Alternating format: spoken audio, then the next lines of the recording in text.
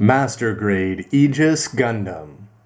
Hey, what's up again everybody? It's Robert184, 2Rs, 2Vs, Gundam Reviews.net, and as you can see, the Master Grade Aegis Gundam spinning around in its transformed state. You've seen everything from the unbox to the MS to the MA, and now let me give you some final thoughts so that you can make the call whether this transforming Master Grade has been worth the wait for the 10 years and something you want to pick up. While it's transformed, let's go through the negatives, starting with just a very simple one, that when you pick this up compared to some of the other kits that they've done for Seed, this box art it just comes across as being a little bit drab, a little bit colorless, and then when you see just how brightly colored the Gundam is itself, it's going to look a little bit strange. Some pluses that they're going to have the other Gundams flying around and it's going to show off two modes. I just don't think that this box art by itself is going to sell that many. And when you put it all together, well, how about the aesthetics? It, to me, does come across as looking just a little bit dull. The pink is dominant all over the body. You're only going to see a little bit of gray inner frame. The white parts are mostly going to be hidden in the back, so you're not going to see them unless you're talking about the toes. But that's more for the MS than for the model to be blended there. Posing, however, is going to be in the exclusive realm of the model itself, and it's definitely going to come across as being a little bit so-so. That's generally indicated by just how many cool poses Bandai is going to show off. Around the box and inside the manual, not that many. It generally shows that there aren't that many. It's not terrible to be sure, but at the same time it's going to suffer from the fact that it is a transforming Gundam. And when a Gundam transforms, it's going to have the focus on that. And sometimes because of that, things are going to get sacrificed. And it just doesn't feel necessarily that he's got all that many options if you want to do it on the ground. A few more up in the air, and if you want to use those blades and the effect parts, definitely can be overcome. But he's not going to be up there with some of the best. In terms of the transformation itself, well, it's definitely going to be troublesome, I would say, about that. If you run through it a couple times, it's not going to be all that bad. But the kit itself is going to come across as feeling just a little bit weak, because everything is just going to be barely held on here. You've got a waist section with hips that are going to move up and down. That's occasionally problematic, because one's going to move but not the other. It's also easy to split apart down there. You do have those gray caps that you can put on and try to keep it in place. But even with that, as you may be able to see that it's a little bit split there. You're going to have these parts here in the back that are just going to definitely come across as being completely hollow if you take a look at it there. It's not going to be all that bad though, because the side skirts are going to cover up where the action base connects onto. But you just have this chest split into a million parts, and the legs and the arms are going to have to be moved around. The legs are pretty simple. You're just going to pretty much have to pop down the toes. But you are going to have to do some things like sliding out the hips there and the shoulders and just all sorts of things like that that are going to cause more pieces to fall off, a little bit of grief, and the biggest problem being is that you've got to get this all set up symmetrically. And if you want to do that, you've got four limbs with problematic parts and all sorts of moving things. More moving things mean you've got more things to get asymmetrical, and it's just going to take a lot of patience to get it there. And in the end, you've ultimately just got a head that's not just looking down, which is always funny when the Gundam flies over and he's just got the head looking down at the kids down below. I'm thinking of Shin Asuka in Destiny there, but more when he was a young kid in Destiny. Here it's at the top looking down, but you still see the V-fin and the camera lens, and it's going to look a little bit strange no matter how you do it. So the transformation, so-so at best, but it is going to have some positives as well. In terms of some of the other things, well, you've got the beam rifle, and it's definitely one of the duller ones. You can see some blue sparkle there, but outside of that, it's just going to be gray, dull, a little bit undersized, and not something that you're definitely going to be using for all his cool poses. When you've got white angry blades and cool effect parts, and a pretty good looking shield to go along with that. And ultimately, one of the biggest complaints is that he's going to have falling parts all over the place. I'm talking about the rear skirts and the front skirts. They just got removed early on. But I also had a whole bunch of other things pop out. Make sure you get the shoulders on good and solid, otherwise they're going to fall off. The hips, or I should say when you attach the arm shoulders onto the waist, things just want to fall off this guy. Some kudos to some of the ways that the waist skirts and things like that are attached on. But otherwise, you're going to have to be very careful with this, because he is going to come across as being finicky. With the final complaint being that the manual here, because it is so essential that you put together this transforming Gundam right, I'm talking about all the things like the lock mechanisms and the slide mechanisms and everything else.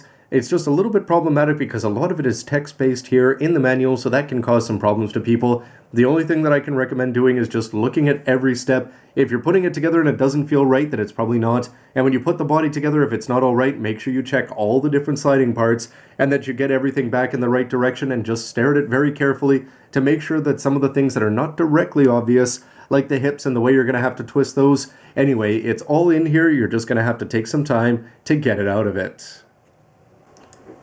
And now, after being transformed back, it's time to look at the positives, starting with that pink bright color there. You can just imagine on an older kit that you wouldn't have anything nearly that bright and vibrant.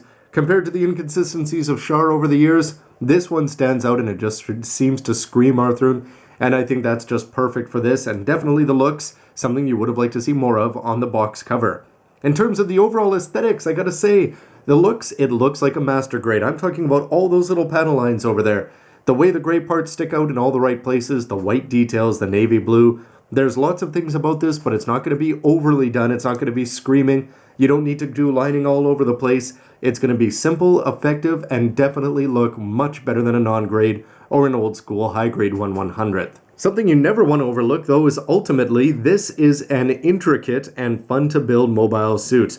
I mean, it's intricate from the get-go because it's going to have the transformation in there and, more importantly, the four limbs, the way those are all going to come together. It's fun to build. You're sort of on the edge of your seat, if you want to put it that way. I've never built the old school ones, so for me, this was all the first time. I was always excited to see what was going to be coming up next, how this was going to work, how the side mechanisms were going to work, and how the whole limb concept was going to work. Everything about this, for me, the build was an absolute treat, even if there's a few problems with the actual thing when it's all put together. You're also going to be getting some bonuses like a great looking little Athrun figure, and the cockpit is going to open up well and show him off.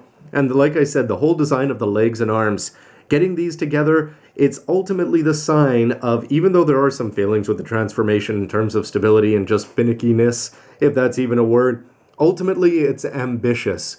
Bandai decided to do something, instead of just doing the regular Gundam, they wanted something where all four limbs were going to look the same. They were going to bend down and make a very cool, symmetrical, like a starfish around the origin kind of thing in the center. That big gun there, everything about it just seems very, very cool in concept, and I think that they did a very good job of pulling it off and getting some very neat mechanical details involved in there as well. The weapons and accessories, well, let's talk about the shield. It's very holdable, which I think is a lot of fun. A little bit separated, but I like the colors outside of the hollowness there. In the back, a nice gray piece would have been a little bit nice. But the beam rifle, what can I say about it in terms of positives? Well, it is attachable. You can put it on the shield. It's going to come with a slide. You can put it over here and attach it on there if you want to do different things and have them fly off into battle.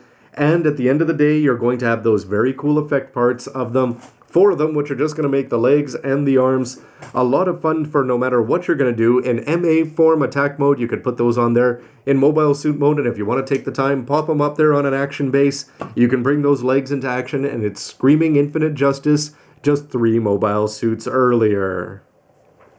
So final verdict for me, yes, there are some problems, but I'm going to give it a yay for the simple fact that A, it's completing the bad guys from Gundam Seed, and if you were only going to get the first 3 and not the 300 series, I think the Aegis, definitely you'd be missing out on it. The most important thing ultimately for me is that the build was a lot of fun, and the transformation, finicky as it is definitely ambitious and interesting. And right there, when you just want to talk about the power of the anime, what can you say? It's a big pink mobile suit. If you had a diorama or something like that with Strike in the middle of it in the mobile suit, or even just have him up in the air with those effect parts and the 4 blades out there, this guy is definitely screaming the very cool beginning of a definitely even cooler progression of mobile suits. And I think it's something that you, despite the problems, and despite the fact that transforming Gundams are always going to have problems built into them due to their nature, this guy is a lot of fun, and ultimately, it's the kind of thing that we've been waiting 10 years for, and it really doesn't disappoint completely. Let's talk future speculation, which has sort of been, Bandai did a very good job in a way of announcing the fact that they were going to do all 4 of the bad guys, so if you were sort of on the fence like somebody like perhaps me and Buster, well, you're sort of going to get on board when you don't want to think of just having 3 of them and missing out on the 4th. However, for the Aegis itself, with its earlier incarnations, you've got to wonder, Master Grade is probably the best it's ever going to get. You can't really see it getting a real grade, perhaps. The fact that they went to Justice there sort of seems to think that it got passed over, which means Master Grade is probably the best it's ever going to get, which leads to the more speculation. More importantly, Athrun, what kind of suits is he going to be getting yet? We've seen the 4 bad guys from Seed, so in terms of the line, will they go with the 3 bad guys at the end? Or are they going to give us a Master Grade Providence? You'd think that might come right at the end, similar to the high grade and the way he appeared in the anime. And what about, more importantly, Justice? We've had freedom, we've got strike in its various forms. Athrun is screaming out for a justice, however, Infinite Justice just being so much cooler. You can understand why Bandai put it out for financial reasons. It's just going to be a question of if we get a justice to wrap up the seed set, and then of course the one that I think everybody wants. If you want to talk about a non-finicky transformation, how about Savior? I think that's on everybody's list. And if they're going to give the justice, you'd think Savior would be inevitable if they're going to do Seed Destiny 10th Anniversary Blu-ray 3 years from now. But anyway, this would just be a lot of fun, and I hope eventually we can get all 4 of the sets. And yeah, how about his movie set? That's never going to happen, is it? So that's my opinion, so how about yours? Love to hear from you with a comment down below and help other people out with the good and bad points that you found for this kit, character, and whatever you want to speculate for the future. As always, thanks for watching. Stick around for lots more news, reviews, and everything else you can use. See you next time, everybody. That outfit, that color, I gotta say, I approve. Me too.